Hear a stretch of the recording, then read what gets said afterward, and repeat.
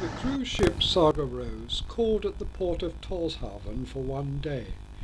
Jenny and I took advantage of the fine weather to see as much as possible.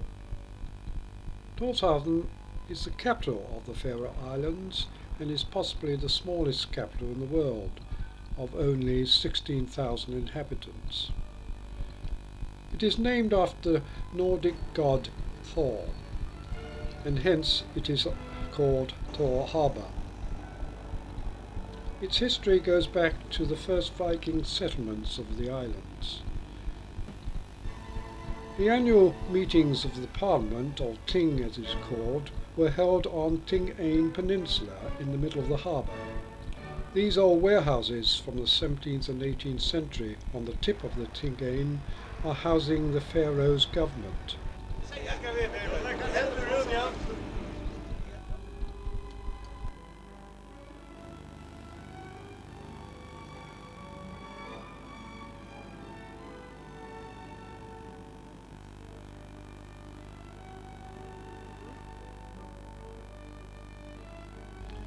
The Faroes is a self-governing autonomous region of the Danish kingdom, has its own currency although Danish coins are used.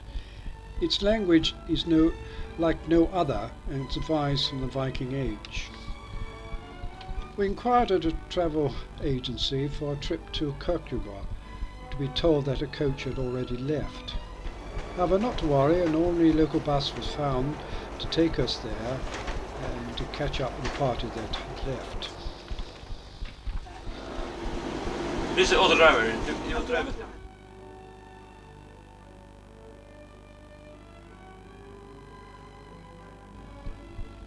During the Middle Ages, Colchester was the ecclesiastical and cultural centre of the Faroes. The bishop had his residence in what is now the farmhouse. The Magnus Cathedral is thought to have been built in the late 13th century. In 1772 a great avalanche severely damaged it. It is considered to be the most imposing and beautiful medieval construction in the Faroes.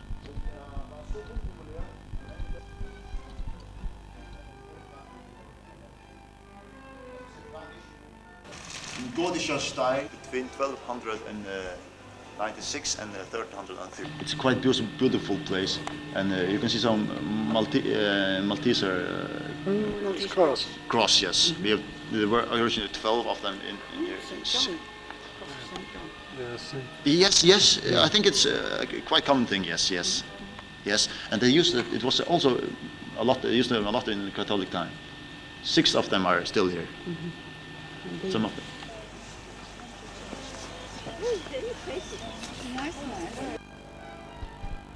The farmhouse has been occupied by the same Faroes family for some 15 generations.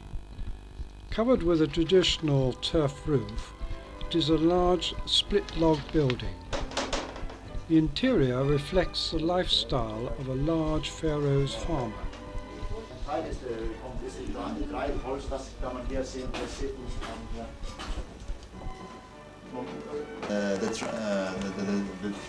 What's it called? The traner.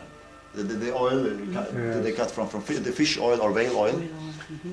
Here is a whale stomach. Everything was used. We have always been catching some pilot whales in the Faroes. Mm-hmm. Because we had no vegetables. We have only had potatoes for 100 years, and there was a lack of vitamins. So this fat from the whales was very rich of vitamins. Minerals. Yeah. Therefore, they needed. We have no. In all that we had no vegetables at all. So we needed this.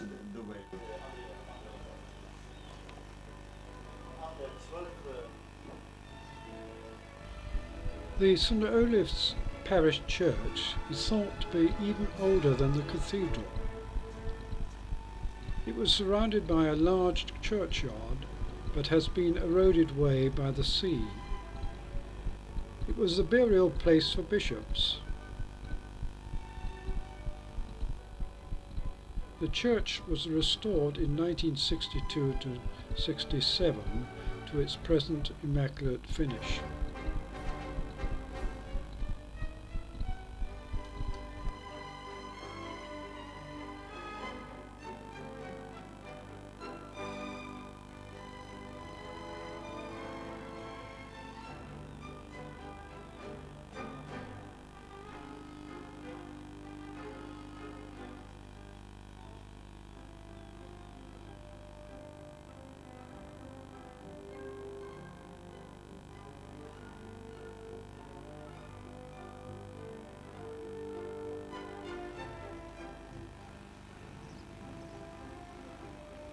say in the Faroes that the Faroese people are born with an oar in their hand.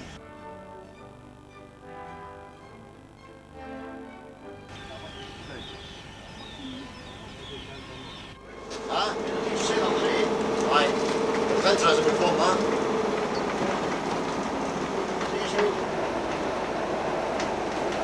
Så vi har haft många engelska houses in the Gulf Stream.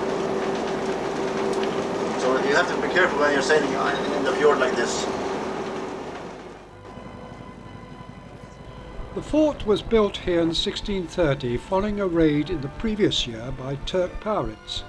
The fort in its present form was constructed in 1780 by Captain Bourne, who was commandant at the time. The fort has 4 brass guns from the 17th and 18th century and 2 large guns which were mounted here during the Second World War, when the fort was the headquarters for the British forces in the Faroes. The tour guide here has a problem persuading the lady to finish her painting.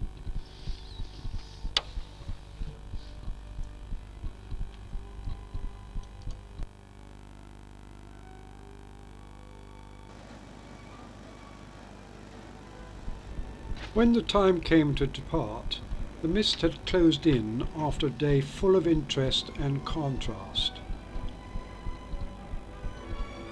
Next stop, the Orkneys.